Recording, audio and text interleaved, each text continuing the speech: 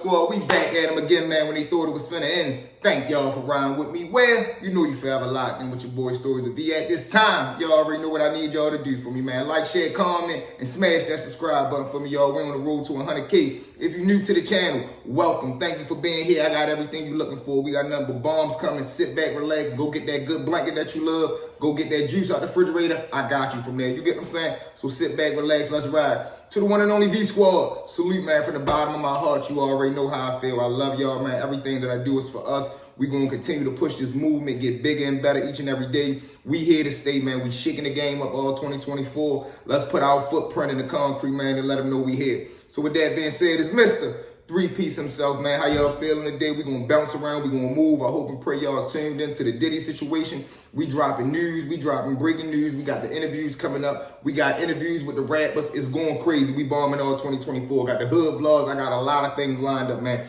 We here to shake the game up. So let's jump straight into it. Story number one. Now, man, story number one is when you not paying attention in an environment where you need to be paying attention, or paying attention should be your number one priority, when that thing backfire, man, and it go completely left. So let's jump straight into it. We got the Migos and the Bloods. Now, granted, we in B unit, so in C unit, something go on the way as though the Migos and the Bloods get into it over a microwave situation. Blood do end up crushing them. Now, the Migos, I told y'all, they war ready, and they real sneaky and strategic in the way they move. So, mind you, when the alarm go off, you should already be alert, because when the alarm go off in another unit, yeah, granted, it ain't happening in your unit, but the gang or your race can be a part of something, and you not being aware could put you in a vulnerable situation. So the Migos and the Bloods gets into it, but when they bringing the Migo out the Sally Port door, he give a signal to another Migo, letting them know, man, war with the Bloods. So now he runs off, he spread word to all his Migo homies. They immediately go to strike mode, because they know a lot of dudes is on the defense rail. They not in position, they not aware, they not ready. So now when they send a kite out, you know, they know that sign language and all that. So they get to sending the signals around to all the unit. All the Migos get to striking at once. I'm talking about every unit that had a Mexican and every unit that had a Blood, they was going at it. So I'm talking about in a unit I'm in, I'm sitting back in the day room for real. I'm chilling. I got a dude that's sitting over there in the corner. He's sitting in his chair and he got his headphones on. Now, usually when you got your headphones on, you supposed to rock them one on, one off. He in his mode, I guess he just coming off a good workout. He relaxed. He got both of the joints on. We watching the game that's on for real. Boom. Mexican dude come straight out of cell. I watch him come out of cell and come down the tier, but I'm paying him no mind, because he usually no threat. He creep down, come straight behind the Blood dude, rock him in the back of the head with a lock in the side. Boom! Now, when the dude get hit with the lock in the side, naturally, he grabbed his head, but he was a tall dude, so he jump up, throw the chair back, he go to square up, he just naturally rushed the dude. Now, as he rushing him, the Mexican get to swinging a lot. He hit him a couple times, but the big dude get a hold on him because he real tall, he long and lanky. So as he taking a couple blows to the face, he reaches his arms out and just get a hold of him. He grabs him up and just drive him to the ground. Boom! Now I can't lie, the Mexican had that fight in him, because he's still swinging a lot the whole time. When the tall Blood dude get him pinned to the ground, he just raised his foot up and stomp him in his face, because he trying to stop the dude from swinging the lock, because he trying to get himself together. You can see the blood dripping from him. You can see the energy draining him, because that lock in the side is starting to take a toll on him now. Boom! He give it all he got with that one kick him straight in his face. He connect down, and when he connect, the dude dropped the lock in the side. Now the dude, the Blood dude, the tall dude, he standing up, he getting a little lackadaisical. He running out of energy because his blood busting out the back of his head, his blood coming out the front of his head. He grabs the lock. When he grab the lock to go hit the Migo, he get one good hit out. When he get the one good hit out, the Migo dude fall back, his head hit the concrete floor. Bum. As the tall dude go to cock it back one more time, he just collapsed. Boom, face first on the ground. Man, we sitting there looking like, what the? CO jump up, and even her, she in shock, because when she looking through the bubble, you can see the look on her face like she was expecting the tall dude to either finish him or whatever was going to happen was going to happen. But for him to cock that lock in the side back and completely just collapse because he had no more energy. I'm talking about as he falling, you can still see blood shooting out the back of his head, man. He hit the floor, she hit the button, called medical, and they run in there and get both of them up now, because the Mexican knocked out because he got that vicious lock in the side. The tall Blood dude, he leaking from the front and the back, and he done for. Boom, they pick him up, not even to include the fall when he fell face first onto a concrete floor. So you can imagine what that did to both of the wounds. They dragged both of them out when it was war. Now, as this going on, alarms going off around the whole jail, because each unit is having their own little situation. I'm talking about, man, it was probably 9 buildings. Every building had a situation where the Mexicans and the Bloods went up, all because the Bloods didn't have the upper hand. The Mexican dude After he got done with the first situation in C Block over the microwave, as they was bringing him out the Sally Port door, as I told y'all, he spread word. The Mexican dude went back to his window into the unit. He get to sending that sign language out, whatever they did. They knew what time it was. They attacked on the Bloods immediately, man, and it was crazy. One of the wildest situations that I seen. But that's how it go, man. When you not being alert and being aware because you feel as though it didn't happen in my unit, so it might not have nothing to do with me. No. Every alarm need to be, oh, what was going on? What was that over there? And then the word come over, so where though you know whether to strap up, be you cool, it ain't had nothing to do with your peoples, or y'all need to be on point, you get what I'm saying? But you need to get that word so you can know are you in harm's way or not. But let's jump into story number 2. Now, story number 2 is another wild incident because, like I told y'all, it don't take nothing but a short thing to blow up into a very big situation. Now, we had 2 dudes on the block, my man Young Styles with a Z. He loved to let you know that it's with a Z, not an S. Boom, we got my man Young Style, talented dude. He loved to rap, one of the best rappers on the compound.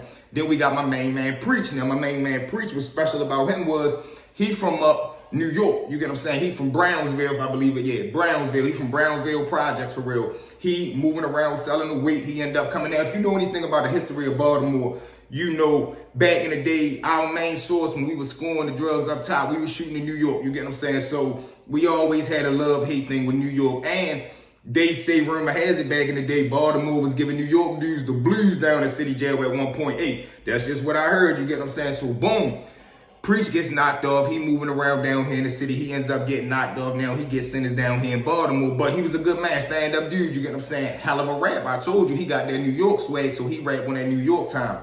Now, both of these dudes is one of the best rappers on the compound. You always gonna have a compound full of rappers or fake rappers, but these 2 dudes, they really had a gift. You get what I'm saying? If they wasn't incarcerated, they for sure could have got a deal on the outside. And Preach, he definitely was fired because he loved music, especially him having that New York in his blood. So these dudes will run around. They never hung together or nothing like that, but they would always go around and run around battling dudes for money. That was another hustle for them. They didn't rob, steal, or sell drugs. They used to battle rap for money, snacks, commissary stamps, whatever the case may be. So boom.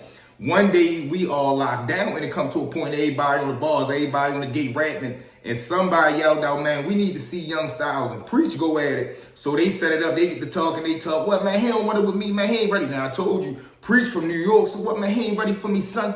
Styles with a Z, get, man, what, man, try to barbecue that boy, man, he don't want it with me, man, I'm telling you, man, set it up, you can meet me in the big yard tomorrow. Boom, it's on right there. Now it's a friendly wave, you get what I'm saying? It's a friendly little bet. Boom, the next day when the big yard open, we go out there to the yard, everybody in a circle, big crazy cypher. They out there rapping, they 1, 2, they spitting down.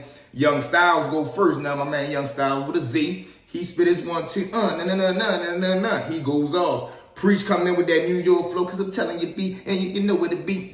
Boom, they go at it for about 2, 3 rounds. It come down to one of the last rounds, boom, Preach win. Now when Preach win, Young Styles get mad. Now when Styles get mad, he get the same little wild shit talking to Preach for real. What, man, I ain't paying your bitch ass, man. What old New York nigga, man, you know how niggas do New York nigga, because I told you, Styles still going off the stories and the rumors of how Baltimore dudes was treating New York dudes back in the day. That's not happening at this day and time, you get what I'm saying? So now Preach like, man, stop playing with me, son. Give me my stuff, man. You know what I'm saying? Before it go left, man, before I pop the top in here. Now, I told y'all what it mean when them New York boys start to say pop in that top. So him and Styles going at it for a second, this, that, and the third. Next thing you know, you just see Preach do something like whatever he do, he went by his mouth, he spit that razor out, he hit Styles. I'm talking about from the top of his head, damn near to the bottom of his face. Now, when he hit him, Styles don't even know what happened. He goes to touch his face. When he go to touch his face, Preach hit him on the other side. Man, when Styles touch his face and he see that skin bust out, he gets so mad, he just charges him. He go to charge him. Preach, he grabbed Preach, he folded him to the ground. Preach still hitting him with the razor, Now, as all of us sitting right there in the cypher, everybody looking at him like, oh shit, this shit done went left quick. But now dudes quickly remember, hold on, this a New York dude versus a Baltimore dude, and we in Baltimore. Man, all you see is dudes get to raising their legs up, get to stomp and Preach out. Mind you though, it's about 15, 20 New York dudes on the compound at this time. So the New York dudes is all right there at the cypher, but they in the back for real. It's like, if you ever been in the cypher, you know it's a circle. So it might be one layer, then this dude standing behind them, the second layer, then this dude standing behind them, the third layer. Most of the New York dudes was in the third layer. So by the time they get to looking through and deciphering what's going on, they see their man getting stomped out. All you see is all the New York dudes get to throwing them. What, son? Now all you see is all the Baltimore dudes get to swinging on all the New York dudes that swinging. Dudes don't even know each other or why we swinging, but we know it's New York versus Baltimore, so pick a side and start swinging. Man, it turned into a big gladiator brawl out there. I'm talking about the whole big yard going up. You see dudes double body slamming. I'm talking about you see a dude get dumped on his head. Boom, he go to get up, somebody come knee him in his face. Boom, once he get knee, he turn around, somebody knock him out. Bang, bang. I'm like, God damn, I'm putting my back against the wall. Mind you, we on a big yard though, so it ain't no wall. We ain't nowhere near the gate, so I'm just trying to keep myself separated back against anything. Dude run past, catch him, bang, get myself together. Man, it was like Sparta. It was like Spartacus out there, man. Whatever that gladiator movie was, man. It was an all-out brawl. It was crazy. They blitzed the yard, man, get the spraying the mace. We all out there face down in that itchy grass in the dirt. They got us handcuffed out there now. They bringing us in like group by group because now they decided like, oh, all right, we see the New York dude. Styles got cuts all on him. They rush him up to medical. His face down there hanging open. They got Priest down on the ground. He done got stomped out. His little face messed up. They grabbed him. Now they trying to separate, take the New York dudes in first, then call in each unit of the Baltimore dudes, man. It ended up being crazy. I'm talking about, man, it was an all-out brawl. But with that being said, I told y'all that's how I go, man. So with that being said, let's jump into story number 3. Now, story number 3, man, since we on this big brawl blowout thing, let's keep that wave going. We're going to jump to the Mexicans versus the Crips. Now, the one thing I got to give respect to the Mexicans about, man, they get busy, they be on man time, and they come together as a unit. I don't care what type of in-house beef they got going on. When they going against a common enemy, man, they backing each other, they supporting each other, and they going full speed, and they not scared to push that knife, and they not scared to make them knives. If you know, you know. They some of the most sharpest dudes, and they move strategic, just like I told y'all in the last story, how they able to do that sign language, how they able to get the word out and things of that nature. So they move proper, and they chain of command is vicious. You can have a Mexican locked up in Baltimore City, and the order can come from Oakland, Alabama, and they going to follow it out because they already know if they don't, the consequences is going to be so severe that they're not willing to pay them prices. You get what I'm saying? So, boom, situation go on. Crip dude selling Mexicans some drugs. He buckle the money. Why do he buckle the money? In this rare circumstance, the Mexican dude is tougher than the Crip. He bigger than him. He known to push that knife. He was a major figure in the Mexican gang that was right there. And the Crip dude, he was non-aggressive. We never seen him really in no altercation. He wasn't known to push that knife, and the Mexican knew this, and he played on them vulnerabilities on him. So if you know anything about the Mexicans, they love to get high. They love the coke. They love the dope. So the dude had to smack, so he take him off. But he did it on his own, and he was willing to go to war about it. But when the Crip dude come ask him about the money, and he tell him that he bucking, I ain't paying you, get it back in blood. The Crip dude, instead of crushing him right there and being the man, he goes back and tell his homies. Now, when the Mexicans see that, he wasn't going to tell his homies. But once he seen that, he got to put his people on point. Because just like I told y'all in the last story, if you got your people in the blind, that's how people end up getting hurt. All because, man, why you ain't tell us you made this move so we could have either just attacked them or did whatever we did. You get what I'm saying? So, boom, they does that. So the Migo dude, he go back, tell his OGs and them. They like, man, what you do? He like, yeah, man, I bought the dope from the dude. I took it. I think he a sucker. I wasn't going to tell y'all, but he went and told his homeboys, I don't even want y'all to get involved, but I'm just putting y'all on point so y'all can, you know, if y'all see any Crips hanging around, y'all know to be on point, you know what I'm saying, and tighten up. So they like, all right, shit, you know we bagging you, man. Why you ain't tell us? Like I told y'all, they love to get high. So they like, man, fuck yo and fuck the Crips. Why you ain't tell us he had some? We would have just took the whole thing or tried to rob all of them because in their mind, they looking at all the Crips of the caliber of this one Crip when they wrong. You get what I'm saying? So boom. Now, it's a little tension for real. Everybody walking around on pins and needles. You can feel the tension in the air. You can damn near cut it with a butter knife. One day we out in the yard, for real, for real. The Mexican dude that took the dope, he's spinning around the track. So when he come around one of his last laps, the Crip dude that sold it to him right there, he catches him. Boom. Now, when he catch him, they get to busting him up. Now, the Crip dude, surprisingly, to my surprise, he get to getting the best of him. But as he doing that, it's a white boy right there. Shocked everybody. He jumped in, get to jumping on top of the Crip dude. Now, when he do that, it's a blood right there. Whoa, now these crazy dynamics right here. We got a white boy supporting a Mexican. But if you know anything in situations, if it ever go up on a race ride tip, they gonna ride together. Boom, they get to going up. Now, on the other side of things, we got a Crip winning the fight. He start getting jumped, and he get help from a blood, and they supposed to be enemies. But if you know, you know. Sometimes when it come to that race war, we gonna come together as black bloods and Crips as well. Y'all gotta put y'all in-house beef to the side and come together as one as black men. You get what I'm saying? Boom. So now the blood jump in, he get the rocking and rolling. As that happened, another white boy come, he jump in. Another Mexican come, he jump in. Another blood come, he jump in. Another Crip come, he jump in. Now you got about 10 bloods, 10 Crips, 10 white boys, 10 Mexicans, all in the middle of the yard, just rolling right there, going at it like gladiator school, man. Time when they see it from the time, they call the code, they coming over the intercom. Boom, pop the gate, they rush in, sprays us down. Now again, we laid out there on the grass, on the dirt. Boom, they get the situation under control. It took them a minute because it's so many men fighting. So the only thing that they can do is continue to spray the mace until you can't take the mace no more, the way though you just give up. Then they contain the situation, you get what I'm saying? And that's what happened with this case. Boom, they get everybody hemmed up. They taking everybody to the hole, man. But it's so many people that was involved because it's really like a little baby ride because it's 4 gangs, Bloods, Crips, Whites, Mexicans, all going at it at one time, man.